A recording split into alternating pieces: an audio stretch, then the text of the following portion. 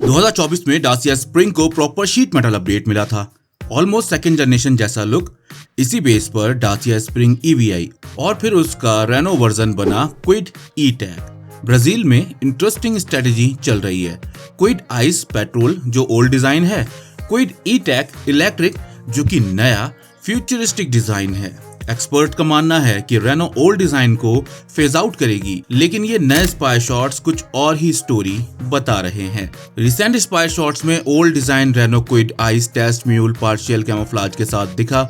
मतलब old design अभी continue होगा, लेकिन थोड़े कॉस्मेटिक अपडेट्स के साथ में। फ्रंट फेशिया फुल्ली कैमोफ्लेज, नया Renault logo, slightly updated headlights and DRL signature, rear में new logo plus revised LED tail light signature. Rear bumper में फॉक्स स्किड प्लेट नहीं होगी, शायद लोअर वेरिएंट्स में। इंजन सेम रहने वाला है, लेकिन इंडिया में क्या स्ट्रेटेजी है? इंडिया में रेनो क्विड अभी face lifted first generation form में मिलती है। कंपनी एक नया इलेक्ट्रिक वर्जन पर काम कर रही है जो न्यू डिजाइन पर बेस्ड होगा। अब सवाल ये है कि क्या रेनो इंडिया भी ब्राजील जैसा डुअल डिजाइन स्ट्रेटजी फॉलो करेगी, आइस और ईवी के लिए अलग अलग डिजाइन। बेसिकली होता ये है कि आइस वेरिएंट और ईवीज में कुछ माइनर से अपडेट तो होते ही हैं। क्लोज्ड ऑफ ग्रिल होती है, कलर ऑप्शन अपडेट होते हैं, लेकिन ऐसा जरूरी नहीं है कि बिल्कुल चेंज हो। अब आप नेक्सॉन को ही देख लीजिए, सेम लुक में आती है नेक्सॉन और नेक्सॉन ईवी, ऐसे ही क्रेटा ईवी। तो अब मान करके चलते हैं कि रेनो क्विड का जो आइस वेरिएंट इंडिया में भी बिक रहा है उसको अपडेट मिलने चाहिए, और जो इंटरनेशनल मार्केट में लुक है उसका वो आना चाहिए। और भी बड़ी बड़ी अपडेट हैं संडे कार न्यूज एपिसोड में। ओके कार 24/7 यूट्यूब चैनल पर नए हो तो सब्सक्राइब कर लेना। अगली अपडेट की बात करते हैं तो JSW MG मोटर इंडिया ने फाइनली MG मैजेस्टर को अप्रैल 2026 लॉन्च से पहले ऑफिशियली अनवील कर दिया है। यह एसयूवी पहली बार भारत मोबिलिटी एक्सपो 2025 में कॉन्सेप्ट के रूप में दिखाई गई थी और अब प्रोडक्शन रेडी फॉर्म में आ चुकी है। MG इसे अपनी नई फ्लैगशिप एसयूवी बना रहा है और इंटरेस्टिंग बात यह है ये ग्लॉस्टर के ऊपर पोजीशन होगी।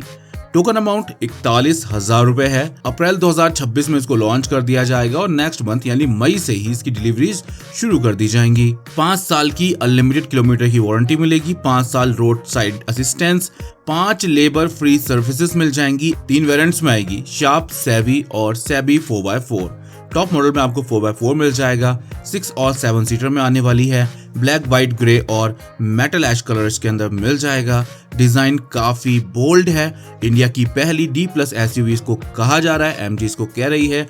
लुक्स काफी अमेजिंग है। साइड प्रोफाइल काफी स्ट्रॉन्ग लग रही है। मैसिव 19 इंच के अलॉय व्हील्स मिल जा रहे हैं।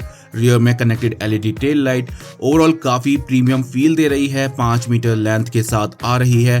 343 लीटर का इसमें आपको बूट स्पेस मिल जाएगा सभी सीटों के साथ में, और सेकंड रो को अगर फोल्ड कर देते हैं तो यहाँ पर 1350 लीटर का बूट स्पेस मिलता है। बाकी इसमें काफी सारे प्रीमियम फीचर्स भी ऐड किए जा रहे हैं। ये कुछ उनकी लिस्ट है जो आप अपनी स्क्रीन पर अभी देख सकते हैं। Majestor fully loaded premium features के साथ आएगी। 2 litre twin turbo diesel engine, 215 PS की power, 478 newton metre torque produce करेगी। 8 स्पीड ऑटोमेटिक गियर बॉक्स के साथ आएगी। 2 व्हील ड्राइव और 4 व्हील ड्राइव ऑप्शन में आएगी। MG ने क्लियर कर दिया है कि MG ग्लॉस्टर को रिप्लेस नहीं करेगी। दोनों एसयूवी साथ में बेची जाएंगी, लेकिन मैजेस्टर हायर सेगमेंट टारगेट करेगी। प्राइस कहीं ना कहीं 45 से 50 लाख रुपए के आसपास हो सकती है। टोयोटा फॉर्च्यूनर, स्कोडा कोडियाक जैसी गाड़ियों को राइवल करने वाली है। अगली अपडेट की बात करते हैं तो टोयोटा ने यूएस मार्केट के लिए 2027 टोयोटा हाईलैंडर ईवी अनवील कर दी है। ये ब्रांड की पहली 3 रो ऑल इलेक्ट्रिक एसयूवी होगी। इसकी असेंबली केंटकी USA में होने वाली है। Battery module north Carolina plant से बनेगा। इसकी सेल्स जो है वो लेट 2026 में स्टार्ट होगी। लॉन्च के करीब अनाउंस कर दिया जाएगा इसका प्राइस को। 77 kilowatt hour, 95.8 kilowatt hour, 2 battery pack के ऑप्शन इसके अंदर मिल जाएंगे। Front wheel drive, all wheel drive option के साथ आएगी। 515 किलोमीटर की इसमें एक्सपेक्टेड रेंज बताई जा रही है। केबिन अब और ज्यादा टेक फोकस्ड और प्रीमियम फील देने वाला है। कंफर्ट के काफी सारे फीचर्स ऐड किए गए हैं। Boot space third row fold होने पर 1274 लीटर हो जाता है। 7 पैसेंजर्स की यहाँ पर कैपेसिटी है। बाकी V2L यानी व्हीकल टू लोड फीचर जैसे और भी सारे फीचर्स इसके अंदर मिल जाएंगे। आगे बढ़ते हैं, बात करते हैं अगली अपडेट की। टाटा पंच आइस और ईवी कंपनी की बेस्ट सेलिंग कार्स में से एक है और मंथली सेल्स का 25% कंट्रीब्यूशन देती है। रिसेंटली आइस पंच फेस्टिव लॉन्च हुई थी और अब पंच ईवी फेस्टिव की बारी है। इसका लॉन्च 20 फरवरी को एक्सपेक्टेड है। लॉन्च से पहले इसका टेस्ट व्हीकल फुल्ली अनडिस्गाइज्ड स्पॉट हुआ है। फ्रंट की अपडेट की बात करते हैं तो जिसकी हमें सबसे ज्यादा उम्मीद थी उसमें refreshed bumper, updated headlamp housing, tweaked air dam and skid plate, same top mounted LED dials, closed grill, centrally placed charging port.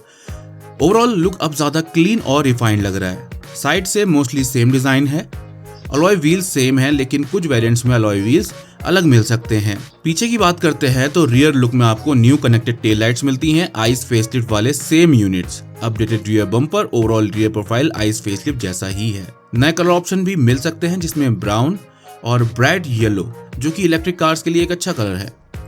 Interior cabin में आपको बड़ा टच स्क्रीन इंफोटेनमेंट सिस्टम हो सकता है, अपडेटेड यूआई मिल सकता है। बाकी आउटगोइंग मॉडल ऑलरेडी काफी फीचर लोडेड है। डिजिटल कंट्रोल पैनल्स मिल जाता है, डिजिटल स्टीयरिंग व्हील मिल जाता है और ये सभी वो फीचर्स मिल जाते हैं जो कि काफी ज्यादा यूजफुल हैं डेली लाइफ के लिए भी और ओवरऑल एक गाड़ी में होने चाहिए। साथ ही सेफ्टी फीचर्स में भी आपको सभी वो फीचर्स मिल जाते हैं जो एक डेली यूज होने वाली कार में होने चाहिए और सेफ्टी के ये फीचर्स आपको इसके अंदर मिल रहे हैं। बैटरी एंड परफॉर्मेंस की बात करते हैं तो बेस वेरिएंट में 25 किलोवाट आवर का बैटरी पैक अराउंड 315 किलोमीटर की रेंज देता है। 82 PS की power, 114 newton metre torque produce करता है।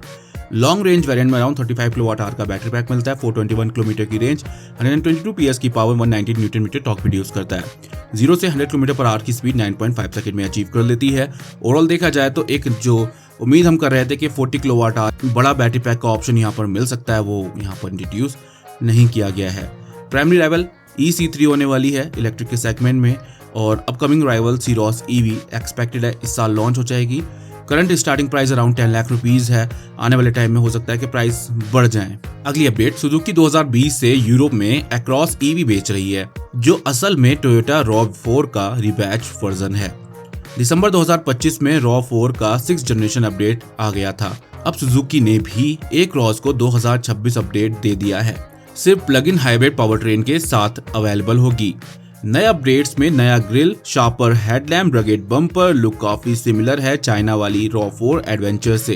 केबिन लेआउट सुजुकी की आइसलैंड आर्किटेक्चर फिलॉसफी पर बेस्ड है, मतलब क्लीन, क्लटर फ्री और इजी एक्सेस कंट्रोल।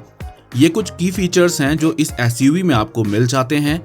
इंडिया में अगर इसको लॉन्च किया जाता है तो ये काफी अच्छा रहेगा और जो प्लग इन हाइब्रिड SUVs हैं इनका मार्केट काफी ज्यादा ग्रो कर सकता है इंडिया में अगर ये टाइम से इसको इंट्रोड्यूस करें।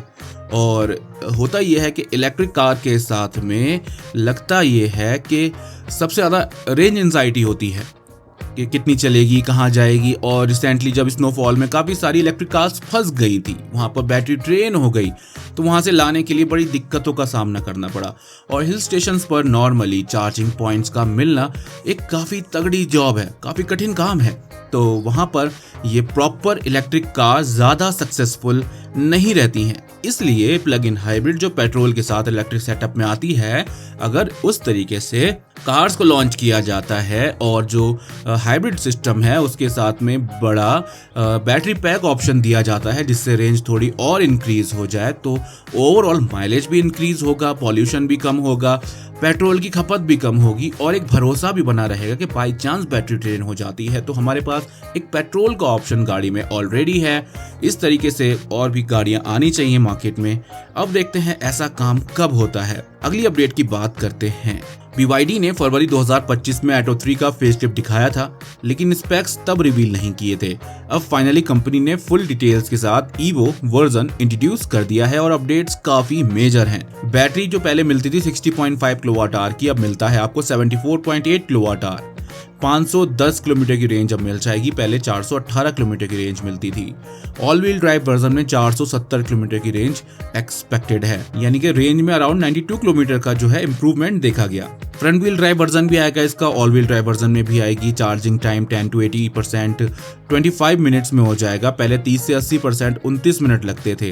व्हीकल टू लोड सपोर्ट भी करती है। 50 लीटर एक्स्ट्रा बूट स्पेस मिलता है, टोटल 490 लीटर का। नया 1.1 लीटर का फ्रंक, यानी जो फ्रंट में स्पेस होता है उसको फ्रंक कहते हैं, 101 लीटर का मिल जाता है। नया 5 लिंक मल्टी लिंक सस्पेंशन मिल जाएगा। अब देखा जाए तो ये थोड़ी सी और बेहतर हो गई है। ये कुछ इंटीरियर अपडेट्स आप देख सकते हैं इसके, जो अब इस एसयूवी में आपको मिल रहे हैं। निसान मोटर इंडिया अब निसान मैग्नाइट पर डिपेंडेंट नहीं है। कंपनी ने अपनी सेकंड प्रोडक्ट लॉन्च करने की तैयारी कर ली है, जो कि है ग्रे वाइट, एक 4 मीटर 7 सीटर MPV। 17 फरवरी 2026 को इसको लॉन्च किया जा रहा है। ये बेसिकली रेनो ट्राइबर का ही बेस्ड इंजीनियर्ड वर्जन है, 2025 फेसलिफ्ट पर बेस्ड। जो इसमें लाइटिंग एलिमेंट्स हैं मोस्टली ट्राइबर जैसा ही है। Slightly revised LED DRL signature मिलते हैं, लार्जर ग्रिल, ज्यादा angular and sporty bumper, styled steel wheel और व्हील कवर्स मिल जाते हैं। बोनट जो है वो सिमिलर है ट्राइबर की तरह ही। ओवरऑल एक नज़र में तो ये ट्राइबर ही लगेगी, साइड बाय साइड खड़ी करने के बाद भी कोई ऐसा मैसिव अपडेट इसमें नहीं है, ट्राइबर जैसी लगती है। लेकिन TVC में एक इंडियन फैमिली के थ्रू इंटीरियर का ग्लिम मिला था, जहां पर आपको सीटिंग लेआउट देखने को मिल रहा था, प्रॉपर 7 सीटर सेटअप। बाकी कितना कंफर्टेबल रहता है तो रियल वर्ल्ड में आने के बाद ही पता चलेगा, बैठने के बाद ही। रियर AC वेंट मिल जाते हैं, डेडिकेटेड ब्लोअर मिल जाता है, dual tone white and black theme, free standing 8 inch का infotainment screen, wireless Android Auto, Apple CarPlay, cruise control नहीं मिलता है। इंटरेस्टिंग बात यह है कि TVC में डैश कैम भी दिखा, जो हायर वेरिएंट्स में स्टैंडर्ड हो सकता है। अब इंजन ट्राइबर वाला ही है, 1 litre 3 cylinder naturally aspirated petrol engine, एक 7 सीटर गाड़ी के लिए 72 PS की power, 96 newton metre torque, 5 speed manual transmission और AMT ऑप्शन भी आपको मिल जाएगा। टर्बोचार्ज पेट्रोल इंजन एक्सपेक्टेड नहीं है। हमने पहले भी कहा था कि टर्बोचार्ज पेट्रोल इंजन आता है तो ये थोड़ी सी ठीक ठाक परफॉर्म करेगी। देखते हैं कैसा परफॉर्म करती है, आने वाले टाइम में पता चल जाएगा। Hyundai की 3rd जनरेशन क्रेटा फिर से फ्रेश स्पाई शॉट्स में दिख गई है और इस बार डिटेल्स काफी क्लियर हैं। हैवी कैमोफ्लेज के बावजूद ये क्लियर है कि Hyundai सिर्फ माइनर फेसलिफ्ट नहीं बल्कि प्रॉपर नेक्स्ट जनरेशन अपग्रेड ला रहा है। सबसे बड़ी हाईलाइट ये है कि 19 इंच के डुअल टोन अलॉय व्हील्स मिलने वाले हैं 235/45 टायर प्रोफाइल के साथ में। ये करंट मॉडल से काफी बड़ा अपग्रेड है और क्रेटा को और प्रीमियम लुक देता है। 19 इंच के अलॉयज वाइडर होंगे, ज्यादा अपराइट और स्क्वायर स्टांस होने वाला है, स्लाइटली लॉन्गर प्रोपोर्शन होने वाला है। जैसे अभी सेल्टॉस को लंबा कर दिया गया है, इसको भी और अच्छी लेंथ के साथ लाया जाएगा। इंटीरियर स्पाई शॉट में इंटरेस्टिंग फीचर कंफर्म हुआ है, boss mode style function. Rear passenger front seat को इलेक्ट्रिकली एडजस्ट कर सकते हैं एक्स्ट्रा लेग रूम के लिए। ये feature usually higher segment SUVs में मिलता है। और भी कई सारे एक्सपेक्टेड फीचर्स हैं। अभी इस साल तो लॉन्च है नहीं इसका, अगले साल एंड में इसका लॉन्च होगा और जब तक इसके और भी aggressive spy shots, aggressive look सामने आ जाएंगे और नए स्पाई शॉट्स के बाद इसमें हम ये क्लियर कर सकते हैं कि इसमें काफ़ी सारे बड़े अपडेट्स मिलने वाले हैं। इंजन अभी तक जो भी है वो सेम ही हो सकता है जो अभी आ रहा है। 1.5 litre naturally aspirated petrol engine, 1.5 turbocharge petrol, 1.5 diesel engine और मैनुअल और ऑटोमेटिक गियरबॉक्स के ट्रांसमिशन। हाइब्रिड का भी कोई जिक्र यहाँ नहीं है, लेकिन हो सकता है कि इन फ्यूचर हाइब्रिड को भी इंट्रोड्यूस किया जाए और 2027 के एंड तक हाइब्रिड कितना ज़्यादा ग्रो कर जाएगा वो हमें 2025 में ही पता चल गया था। 2026 में भी सेल्स ने बता दिया है विक्टोरिस की कि कितनी डिमांड है। विक्टोरिस, हाईराइडर, ग्रैंड विटारा और भी हाइब्रिड कार्स काफ़ी अच्छा परफॉर्म कर रही हैं मार्केट में SUVs में। और अब ये क्रेटा सेल्टॉस हैं, इनमें भी हाइब्रिड इंट्रोड्यूस किया जाता है तो काफ़ी अच्छा रहेगा। फिलहाल इस वीडियो के लिए बस इतना ही। Thank you for watching.